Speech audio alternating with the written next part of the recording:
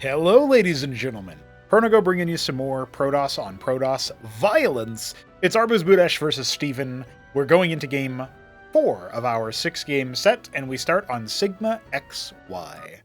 So this is going to be an interesting one, because I don't remember if I've casted a map on this, but it was one of the many Shambler Biddy combo hybrid maps where they attempted to do, like, there's Sigma XY, there's Origin X, there's Alpha XY, there's Source Z, and I think there might be one other that I'm forgetting, but they're all spoofs on Genesis Y, which is itself a like derivative map from inspired by Blitz Y.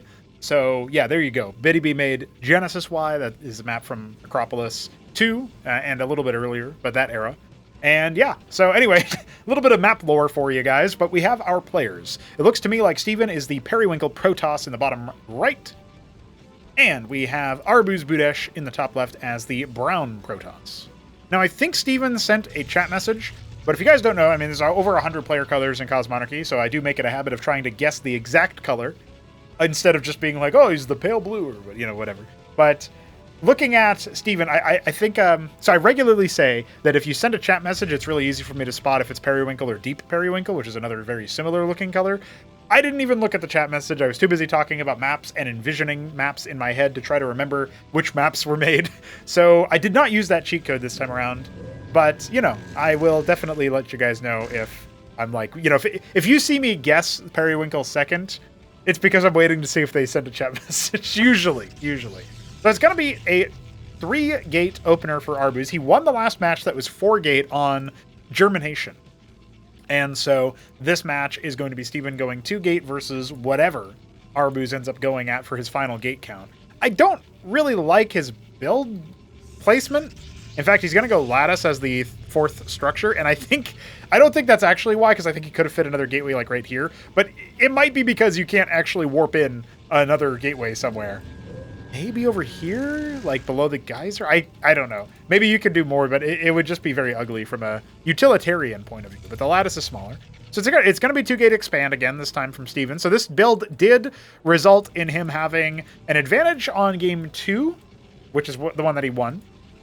And he had a small advantage in game 1 that he was not able to translate because of Didacts, funnily enough. The Hierophant will move across the map. This is something that Arbuz did on Typhon as well, and got some scouts and, you know, some good intel, but he will be headed off at the pass here. So yeah, this map's construction is very different than what you might initially expect. So just to give you guys the lay of the land, because I didn't really do this on the other maps, but I also didn't really remember or know that much about Typhon, so we just kind of learned as it went on. But the other maps are a bit more common. This is your natural choke and also your main choke. There's no other way into your base. It's a very wide area, as you can see.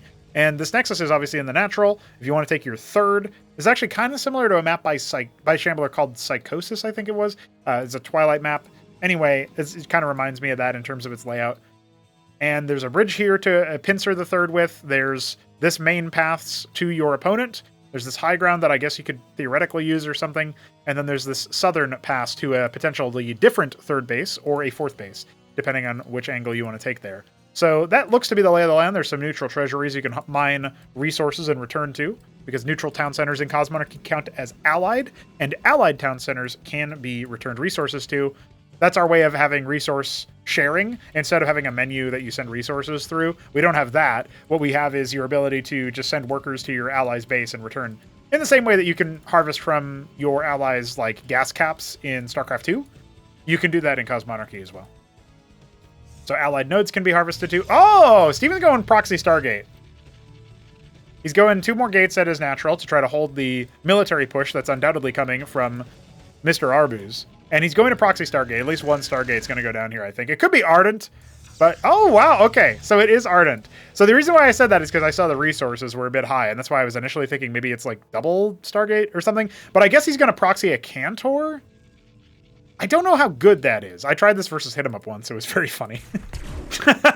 But The dodgeball did not really work out too well. Now, the Ecclesiast count is definitely going to help Steven out a little bit here, but his Zealots are not really easily able to get to the top ramp. We might not actually be in for a very long game here, as Arbuz is breaking through. Steven is going to dive onto the enemy Ecclesiast, and he will get a kill onto that, but there's still one left and a whole lot of Zealots. Now, there are 4-gate production out for Steven. His units are kind of rallied all over the place. His Scribes are going to have to fall back. Remember, Arbuz does not have a Nexus coming.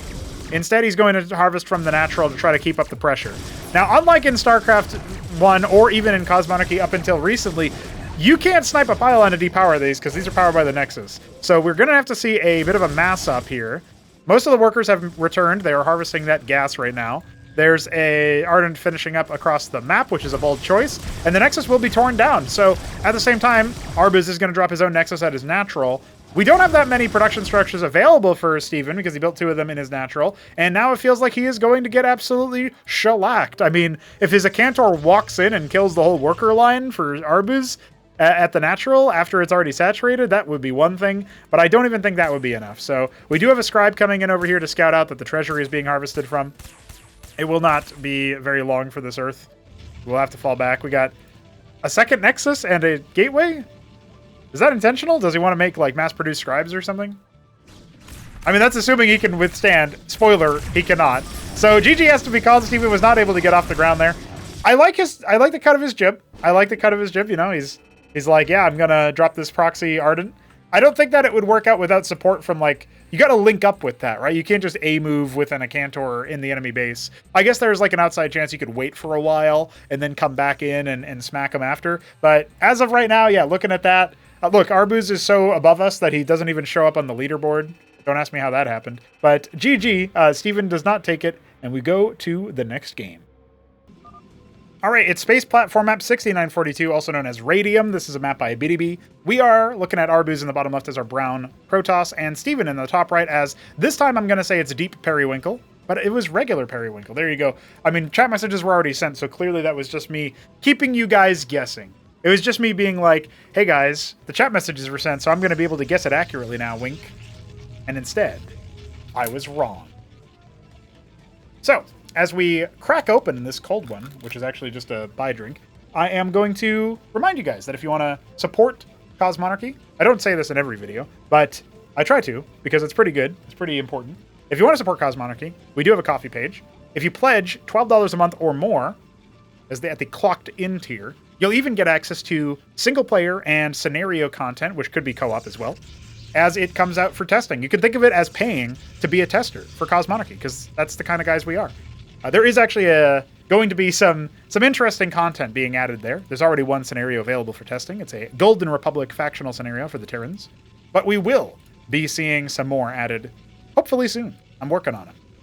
Anyway, if that's not enough of value add, just remember, you're also supporting development of this epic RTS game. So, the second gate is on the way for both players. Unbeknownst to nobody is surprised by this. This is exactly what we would expect. Arbuz going for the third gate yet again. He likes himself some third gate action.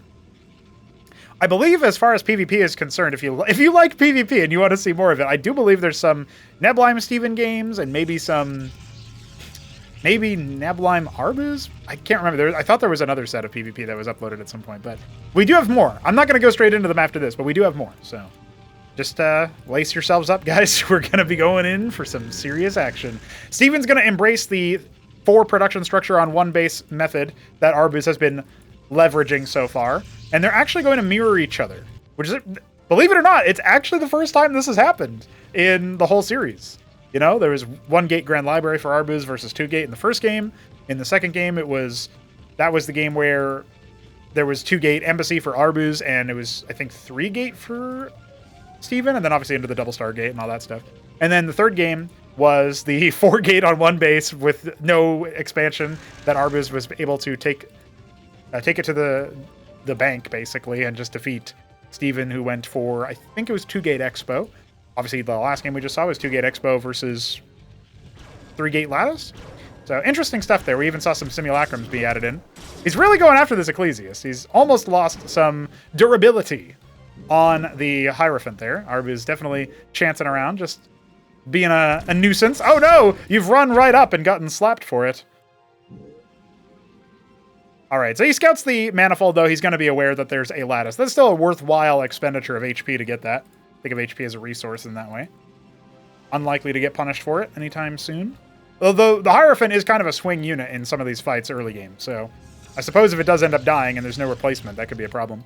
We are going to get an embassy as the next production structure for Arbuz. That is a more economic utilitarian structure. It gives you an advanced worker that doesn't need a town center to return resources, so it just kind of teleports them. It gives you the witness, the observer, right? And the envoy, the shuttle. The other unit that it provides is, wait for it, nothing, because we used to make it so that it built scribes, and it doesn't anymore. Hit 'em Up is very displeased with this. A golem on the way out for the lattice. So that is going to be a tanky boy. I'll probably ask Solstice what he thinks we can do to improve it, because besides the fact that the animation's a bit maybe not so ideal for the walk cycle, but I think there's something we can do to the textures to make it look a little bit more detailed. Because the Ecclesiast looks pretty good, I think. Well, the Zealot's going to need to be redone at some point. That being said, the Hierophant is going to be frontlining. A very bold choice, but he will actually result in the death of the Zealot of Stevens. Good engagement initially for Arbuz, but then he gets kind of wrapped around. That Golem's going to soak up a lot of damage. It's going to be focused down immediately, but did that DPS? Was that better served somewhere else? Now, the Manifolds are still adding a lot of power to the versus Zealot, the anti-Zealot kind of situation. Ecclesiasts on both sides, keeping those Zealots fighting forever. It's like two cheerleader squads on either side being like, hey, no, kill him, kill him. And it looks like Steven will actually overwhelm that position.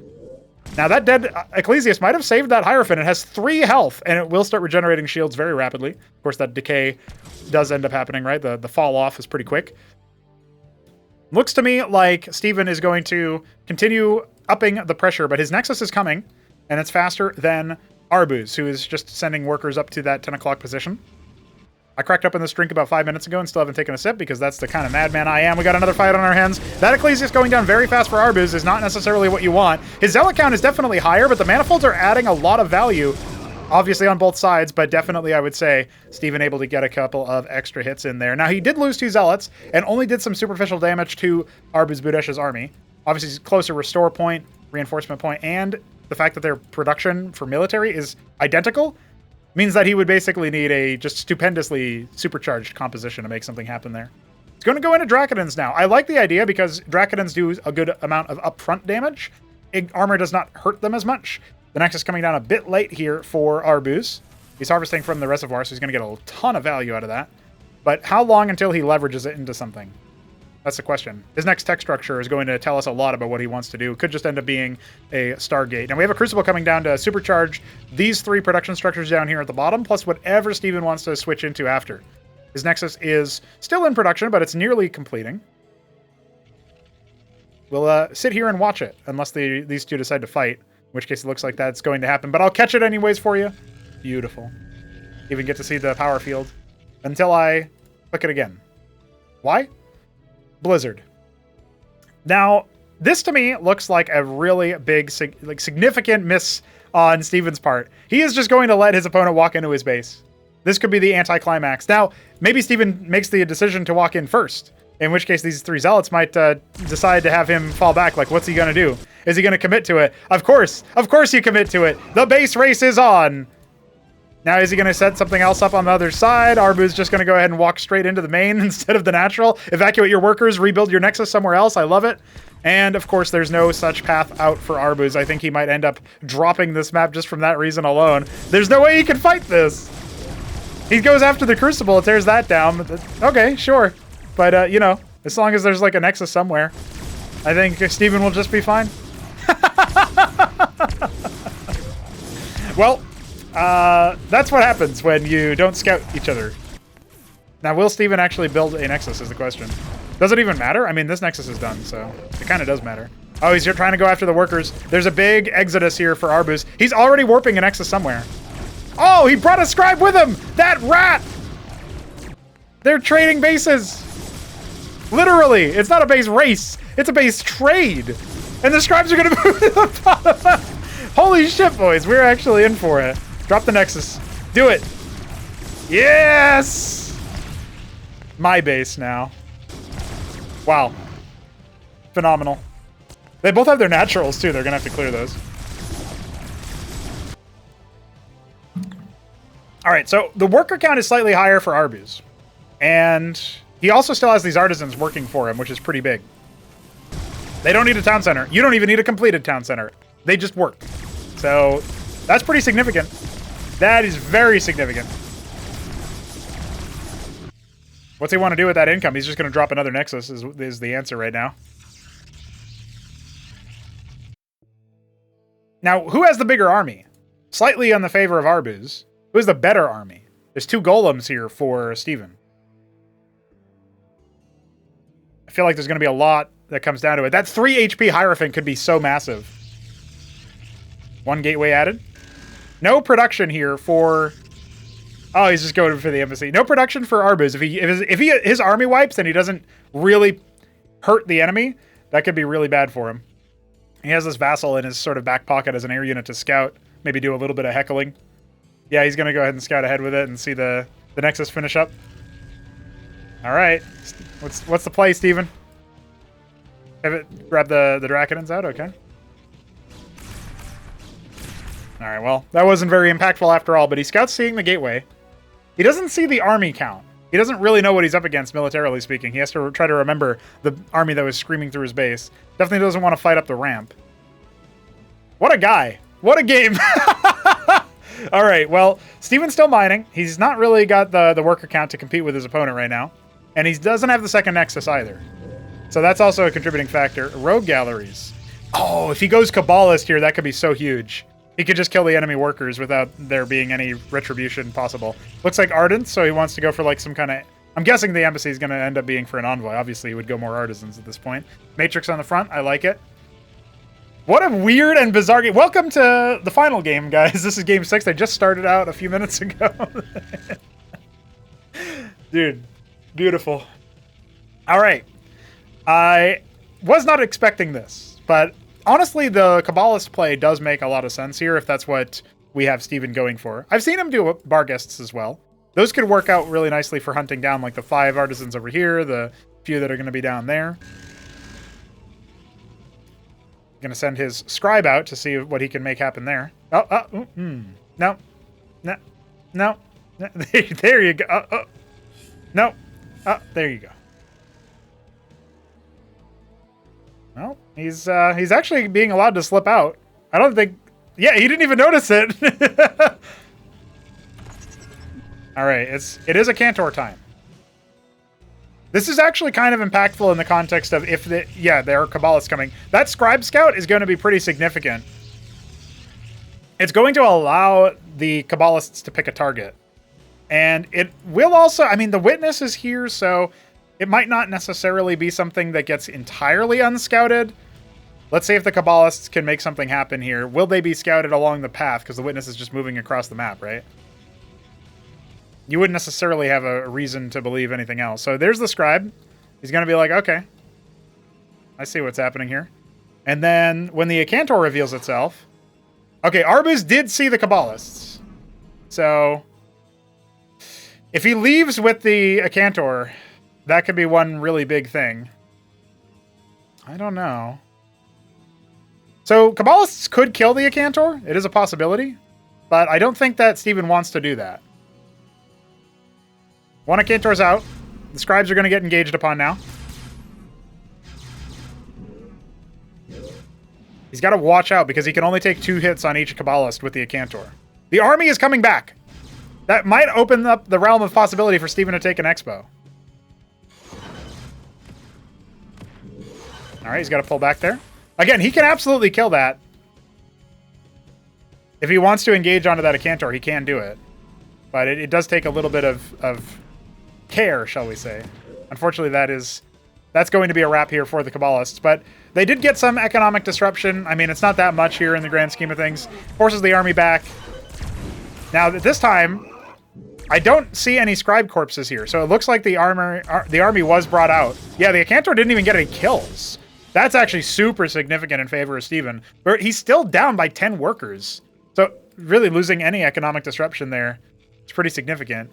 Where are his other workers? He's got 14. Oh, he's got 3 that are idle over there. I was going to say. He's going to pull them back. Get them back onto it. Yeah. Problem is that they had extra income from the artisans is really game-changing here. It was fun while it lasted, boys. But the Argosy is coming in. What can Steven possibly do to avoid that? Making himself a charlatan. Getting some vagrants in there. Feels like that there's still that Acantor. There's 2 more coming. Crucible is going to empower the Ardents. And there's no air units here to snipe the Acantors.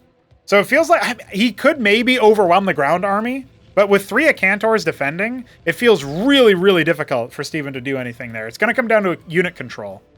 I thought actually it was way more like dead to rights, bang to rights, this is over than it was. But thinking about it, there is a chance here that Arbuz invests so heavily into some kind of tech that he doesn't actually have the units out. But if the epigraph comes out before this fight begins, I think I have to call it. I mean, it's already looking really difficult, right? And Steven's going to have to make something happen.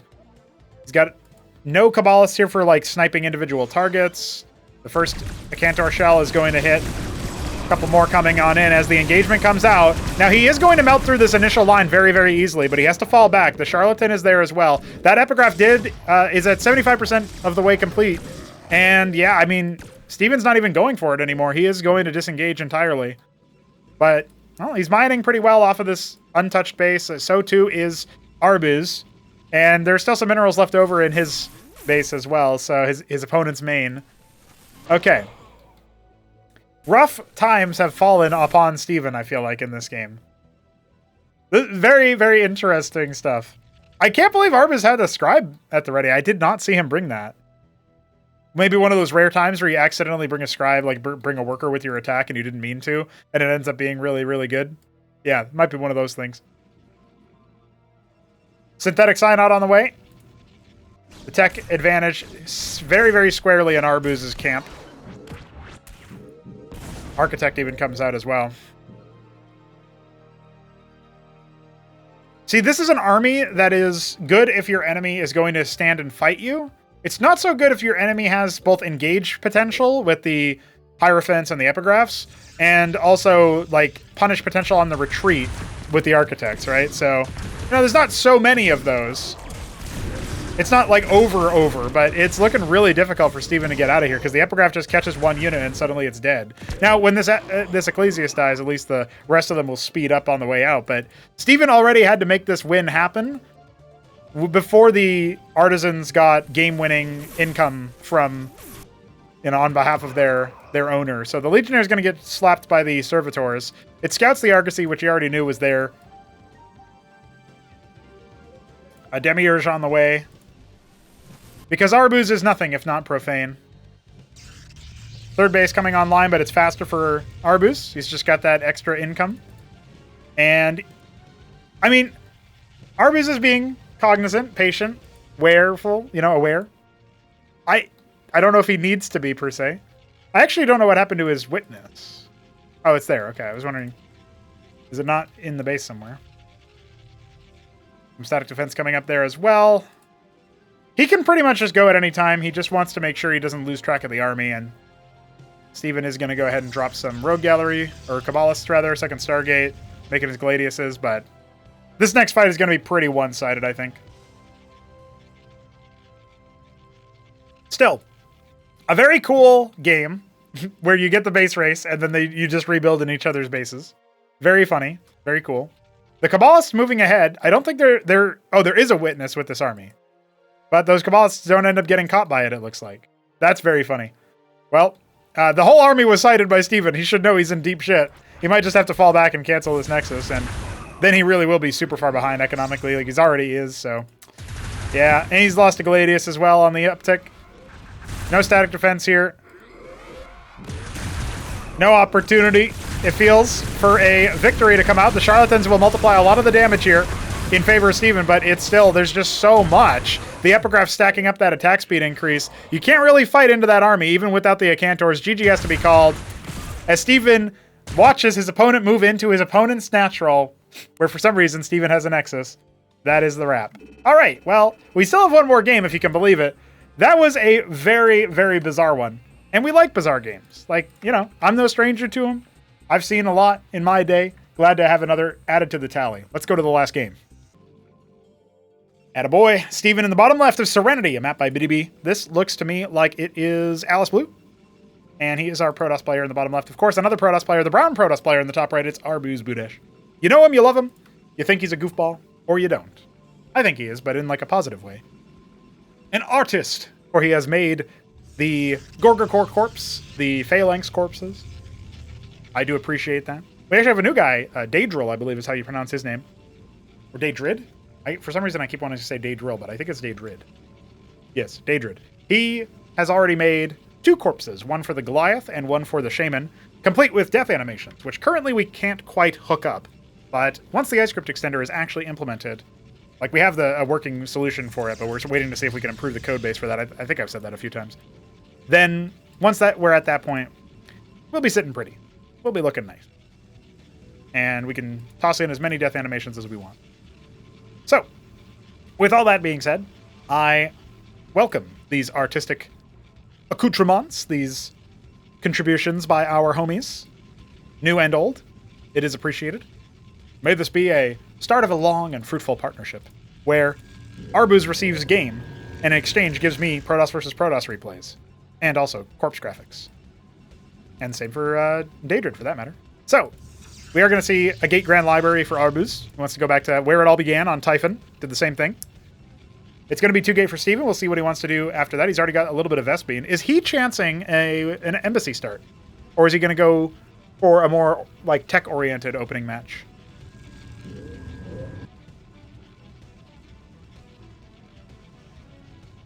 It is an interesting decision tree, I think. So, Gate, Grand Library, Gate. All right. I'm down for that.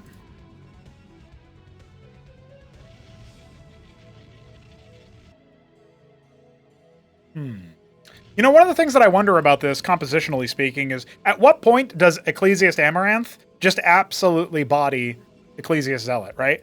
So, I feel like the answer is really, really fast. But obviously you have less Grand Libraries making less Amaranths than you have Gateways making Zealots, so there's potential there. But if you got 2 Gate making Ecclesiast and 1 Grand Library making Amaranths, I think you can make a lot of value there. So it is actually a 1-base Stargate play from Arbuz, or from Steven, rather. So Arbuz is going to have to contest that with an army that is not super mobile, and mostly relies on Ecclesiasts for anti-air, to the extent that you can call them anti-air at all. But he might just go ahead and drop a Hierophant when he scouts that. He does have a Dracodon already. And it's a faster expansion from him. Might be the first time all series. I can't remember the Typhon expansion timings, but I think they were pretty close. This is obviously going to be way faster, because Steven, he's banking the money for it right now, but whether he actually descends upon it is another choice, because the Stargate is, well, it's like 75% complete. He could definitely fit in a Nexus here if he wants it. That or a Pylon for more gateways. So it looks like it'll be the Nexus. So, you know, it's a good amount of time. I was just thinking, actually, I was musing, as I sometimes do. Oh, no, the scribe is moving elsewhere. I guess it's a proxy scribe. But I was musing on the fact that, like, I would love to see more multi-base play in these mirror matchups. And sometimes in PvP you can get caught in a bit of a game of chicken, as it's been called, where did you make a 3rd gate? You know, did you make a 4th gate? You know, that kind of thing. And I was debating, like, in my head, what a potential solution to that would be. You know, do you try to walk back some of the accessibility benefits of getting early military units, like the fact that you don't need a pylon now, so your gateways come online faster, therefore, you know, military action is a bit easier and that sort of thing. That's one of those things that I think about. Do you make it so that the Nexus itself is, like, cheaper either in build time or in resource cost? Obviously, it wouldn't just be the Nexus in this case, it would be all town centers. But that's, like, one of the things that I was thinking about. You know, I don't know. There's some conventions that are satisfying to keep, like Gateway at 150, you know, Town Center at 400, or for 300 for Zerg.